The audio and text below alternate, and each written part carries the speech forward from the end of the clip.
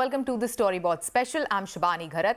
There is no doubt that news channels have a wide reach across the length and breadth of the country. But how can news genre be a great reach builder for advertisers? And is it possible to look at news as a reach builder? To discuss this today, we are joined in by Shashi Sinha, CEO IPG Media Brands India and Chairman BARC India, Ajay Dang, President Head Marketing Aditya Birla Group, Anita Nayyar, COO Media and Communications Patanjali Ayurved, and Anuj Gandhi, former Group CEO India Cast. All of you, welcome to the Storyboard special. Thank you. Hi, Shivani. Thank you. Shashi, let's begin this discussion with you. How much has the news genre grown in the past 2 or 3 years? I quite like the opening you did on saying news genre as a reach builder. You know, it's one of the most closely guarded secrets in our business that news can be, as a genre gives great news. There's so much fighting which happens on share and, you know, I'm number one and someone else is number one, that the larger genre is ignored. So I think it's a human service you're doing to the genre and yourself by picking this theme up. So I think, growth is a minor point. The larger point is news is very, very big as a genre in terms of reach. Yeah. On that note, over to you, Anuj. What is the kind of reach that news genre enjoys today versus a GEC?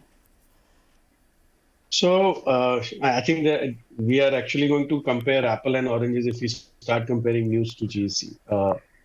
Fundamentally, news is all the channels are all what we call as base pack, right? It has 100% reach compared to any GEC. Of course, there are free-to-air GECs also. But the main GCs are all in higher packs. So we are actually talking apple and oranges. You can't compare reach of a news channel to a GC. GC will always be a subset of what news can deliver. Also, we can't forget that the predominant main GCs are not available on TD free dish, whereas bulk of news, at least in the HSM markets, is available in free dish. So I don't think it's fair to compare actually GC and news. News is by itself the largest genre in terms of reach in the market. Okay. Now, moving back to you, Shashi, what is the kind of advertiser base that the news genre attracts vis-a-vis the GCs? So it's about, I think news financially will not be more than 10 to 12% of the entire ADEX. Anita can give a better sense, but that's my sense. It's about in that ballpark of 10%. So it's under-leveraged, definitely. Of course, a lot of people, like I said, for two reasons. One is that finally advertisers look at ratings and GRPs, and time spent is so low in news compared to the serials, as a result of which the GCs do very well. But to your earlier point in terms of reach and also certain TGs like mails and all, I think it's a good story to tell. And I personally, if I may jump the gun, I think the news broadcasters together have probably a larger role to play rather than fighting amongst themselves, and saying I'm number one in this slot and number two in that slot. So I think it's a combination of factors why its 10% would be higher. It's not got its fair share for the reasons which I mentioned. Okay. Now let's speak to the advertiser on the panel. First, Anita, what is the kind of value that the news genre brings to the advertisers such as yourself? See, initially, I think years back, we used to treat news as a frequency builder. When we were doing advertising and making plans for our various clients, we used to always use news as a frequency builder. But with the penetration of news, as mentioned earlier by the panelist, was that it is by far the most penetrated genre in the country, and even the GECs are also not as penetrated as them. Given that, I think it's becoming a very, very staple part of any media plans for advertisers. And also, both of them have different roles to play. Both GEC and news have different audiences to cater to. We all know that news is largely male-oriented, but there is a talk and a discussion and some data which also says that women viewership of news is also much better than what it used to be earlier. So given that situation, I think a combination of GCs and news is a very, very healthy combination for all kind of audiences, depending on what kind of product category you are advertising and depending on what kind of audiences you are catering to. Okay, over to you, Ajay. So how do agencies and marketers really make decisions of having news channel as a part of, their entire media mix? And on what are these decisions, buying decisions based? So I think the key point is viewership share, and you don't, so reach is one part kind of stuff, your core audience, TG, another important part, and depending upon whether it's a male TG, female TG, I think those pieces make a difference. But largely, it's the viewership share that it's gathering. And are there any specific marketing objectives that need to be plugged through a particular channel genre that you want to do? Those are, I think, largely focused objectives that you take for taking news or any other genre of channels. Okay, and Anita, since you are the one who has moved in from the agency side to the client side, if you can share with us the kind of buying cycles that a client like you has throughout the year. See, like I said, that something which is staple to a media plan, the buying cycles are very regular. For example, if a news as a genre is a very important part of any media plan for any product category, then that buy actually happens almost on a very continuous basis. Unlike the GCs, where you are, waiting to see as to what program you want to go with. Is it a reality show? Is it an impact property? What kind of, ratings they're garnering and things like that. That does not really happen in news. And as Atul said, absolutely right that, it is the viewership share that is very, very important in the news genre that one looks at, and of course then the audiences and what the marketing objective for any brand is. So we've seen whether it was an agency or in my current role as from the advertisers perspective, I think news, if it is staple to your category and staple to your objectives and planning, I think it stays continuous. Okay. Unlike GC. Okay. Now, Shashi, overall, the ad market has been a bit tight over the past couple of months. Many clients, I'm hearing, have rationalized their budgets, their ad spends. What is the kind of impact of all of this on, different genres, and what is the impact that you expect on the news genre? The first thing to suffer will be impact, because there's a premium on impact, the multiples, and people are so used to in this country on CPRP that they look at the impact CPRP, which is obviously 7, 8, 10 times more. So I think people will be cautious. They will. So it's got, irrespective of the genre, whether it's news or the GEC, I think impact is going to suffer to that extent. There's a lot more impact on GEC, so that will suffer. I think between genres, once you say this is my budget, and Ajay will very ratify what I'm saying, that this is my budget, then there will be no shift in terms of it'll be whatever it is, for my TG and for my deliveries. I don't think there'll be a big difference between the two news and the other genres there. There's going to be more the table coming down, more the impact property suffering, but the regular buying won't see a ratio shift in many ways. Yeah, over to you, Ajay. In such a situation for advertisers, is news genre a cost-effective reach builder during these tough times? At times within the news genre, they say that laws of gravity and CPRP don't apply to them. I think our stance is fairly clear that we largely go by viewership and the cost effectiveness of it. And then by and large, unless there is a very specific objective, we are fairly agnostic between the channel genres. Okay. And Anuj, how can news genre increase, its overall audience stickiness on the channels, according to you? No, I think one of the things that news does very well, and I hear what Shashi said, that news broadcasters between themselves are at loggerheads most of the time. But I think they need to make sure that with the pack penetration that they have, and of course there is this big debate on landing page, there are various ways and means that news channels will keep increasing their reach and penetration. Like I said earlier, DD Friedrich is a big example. I think also even in regional news, there is a huge scope for growth, and people keep, in the market, there are lots and lots of conversations that keep happening on how to make sure that reach of news channel, because the demand at the local level on regional news channel is also immense, apart from Hindi. Yeah. So I think news channels between themselves do a good job of fighting with each other and making sure that they are always available everywhere. Yeah, and interestingly, Shashi, TV news as a genre had almost 20% of total viewership during the peak COVID months. As per BAG, the share has now reduced to single digits, almost 6 to 7%. So, what do you think news channels can do to gain this prominence again, both in terms of viewership and ADEX? Firstly, I didn't want to allude to the numbers which you're saying in the opening. I sidestepped the COVID issue. So since you're saying it, the numbers were very high during COVID, but it's also COVID. I'm not sure you can get to those shares there. I think the way news is sold could be far better, you know. So there is and thank you, Anuj, for saying Anuj is like a very good and a very dear friend, speaking from a distribution standpoint, and there's no one in the country who knows it better than him. But from a perception standpoint, probably I know it better. Where I come from, you know, that today the genre has suffered because there are 10 number ones at any point in time in any given day, you know.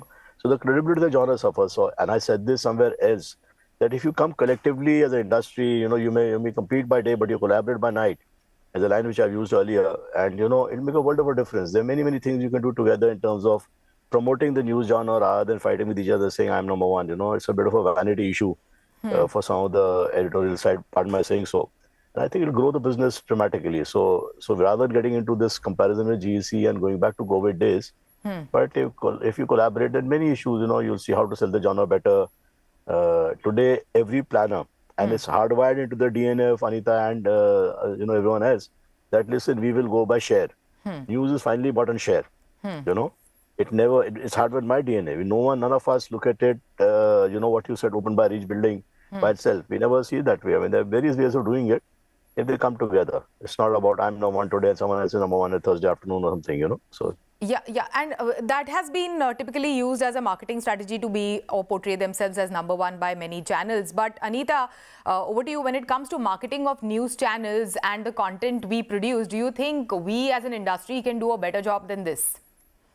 Oh, there's always scope for improvement, Shani. So the question is that I personally feel when you go across all various news channels, and I'm not mentioning any one, I think there is a huge scope for improvement in the content that the news channels bring to the table for the audiences. You know, news should stick to news as a genre, and that might be a very personal opinion of mine, but that does impact the choices that you make, because you know, rather than going the entertainment route in news, I think if news sticks to the content which it is supposed to do, which is disseminate news and information, I think they'll do a far better job. And I completely agree with Shashi that if, you know, the industry holds their hands together, I think it is far more better for the industry in terms of their marketing, because whether we choose news as on the basis of viewership share, stickiness is one very important factor.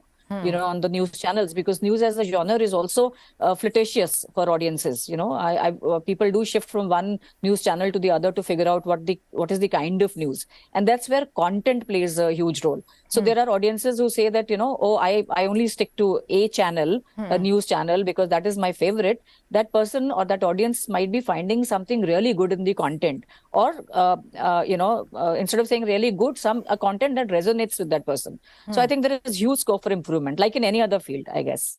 It is time for a short break. This discussion continues. You don't go anywhere. We will be right back. Welcome back. You're watching this Storyboard special, and we are discussing how can news genre be a great reach builder for advertisers. Shashi, again over to you. GECs have been using landing page as a marketing strategy for a long time now. Even some big sporting properties such as IPL were on landing in the past. News uses it too. As a marketing strategy, do you think it's any different from a Google SEO or, you know, the shelf space that typically FMCG companies use to display their products? Shashi. Shivani, I am, I'll be careful of this. I'll tell you why.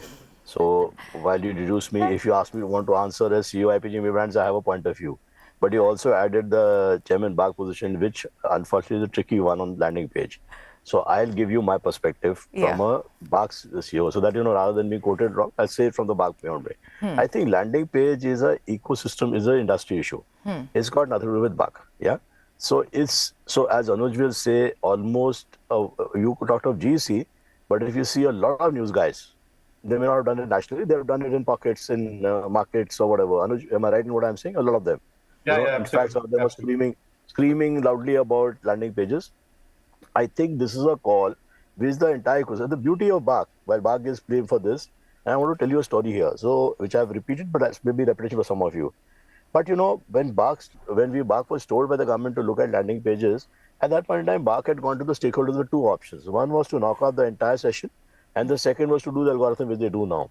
And the industry, and I repeat, the representatives of the industry from the broadcast side as well as the advertiser side said, no, you should not knock off the entire session. It's a marketing tool which is being used, so why should we knock it off? Knock off what is relevant, which is forced viewing. And this whole term of forced viewing came. So now, if people want to review, maybe because one network is doing a lot more than the others could do in the past, so this whole song and dance is happening. So my suggestion is let the industry decide. Why blame BARC for something? BARC has both the options. Whatever the industry decides in the stakeholder body, we will implement. Okay, and this has also resulted into casting slanders on the rating system as a whole. So, Ajay, my next question to you is, does it hurt the industry as a whole?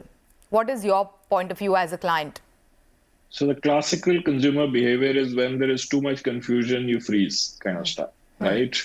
And and that's something for the news industry to kind of reflect on. And going earlier to the point, I think, like I said, viewership share is something that we go by. The other piece on that the news industry should, apart from what the other panelists have suggested in terms of cooperating and doing stuff together as an industry, is also look at the content in which advertisers would like their advertising to be in. I think figuring out those things and what is the big game that the news industry is playing, I think that's something for the channels to kind of look at, rather than creating more confusion. Because people, if there is every week there is a new number one kind of stuff, you look at advertisers actually are fairly savvy. You look at long-term trends in terms of viewership and you take your calls basis that, rather than who's going up or who's going down this week or next week, if you may. Anita, over to you. Your thoughts on this, and also how robust, according to you, is the current rating mechanism? What is your opinion as a marketer, as a client? I've always believed that some data is better than no data. Right, and we've always treated the data coming, whether it used to come from TAM or used to come from is now coming from BARC, as to me largely which shows trends. Rather than going by saying, oh, I am 0.1% rating and now I'm 0.2, which means that I've grown by 100%. Which doesn't make any sense at all. I think what is very important is to see trends. And like Ajay rightfully said, when we choose the genre, we don't go by who's number one week and who's number two the second week, or number three the third week. I think we go by long-term data analysis to see how the credibility of the channel, the content of the channel, the viewership share of the channel, and the stickiness of the channel is there. So I think every data, no data is 100% perfect. And in a country like India, where we all know what the nuances are given the diversity of the country, I think we will never have any data which is perfect.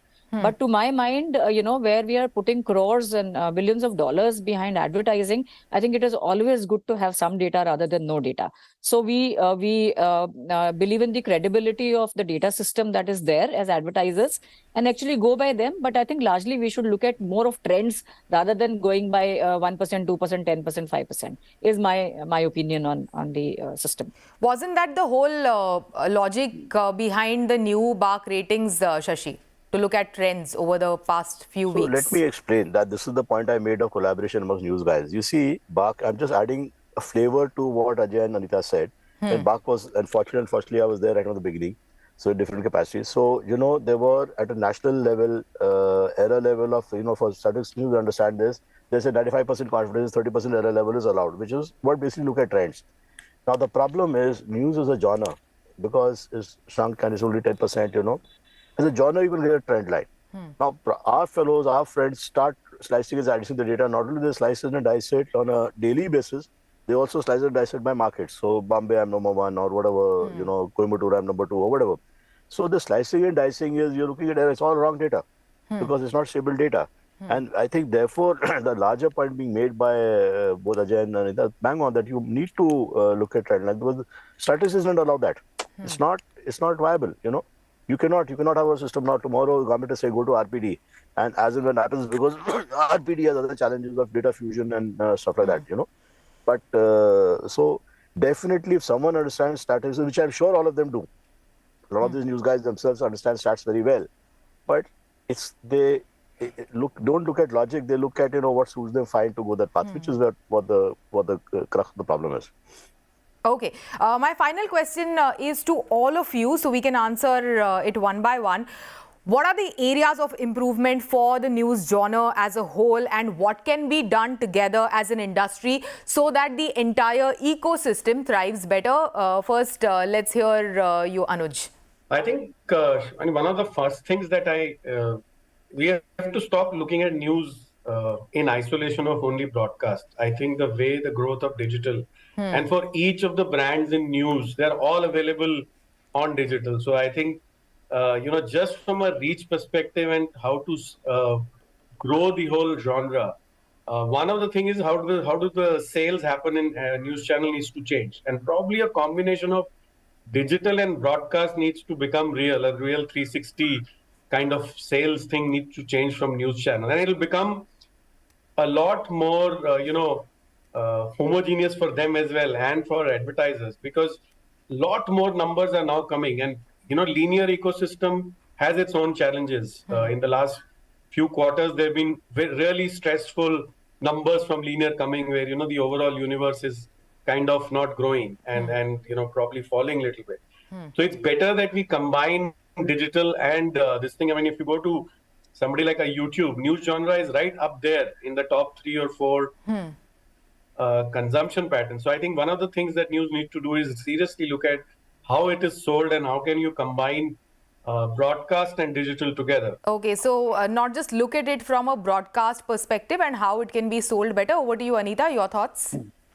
I kind of agree with Atul on this. I think there are 3 C's there. One is absolutely the combination of digital as well as broadcast, because the way digital is proliferating now, I think the news channels need to really see how they can, in combination, sell the broadcast and the digital piece together. The second thing is obviously content. So that's the second C. I think the news channels needs to be very mindful of the content, because the audiences come to news channel not for entertainment but for the news content that the channels kind of display. And the last one being collaboration. I think as an industry, the news industry needs to really collaborate together, because we've seen the advantages of collaboration in various sectors of life, not only the news. So I think these 3 C's to me are very important. Okay, content and collaboration. Ajay, your thoughts?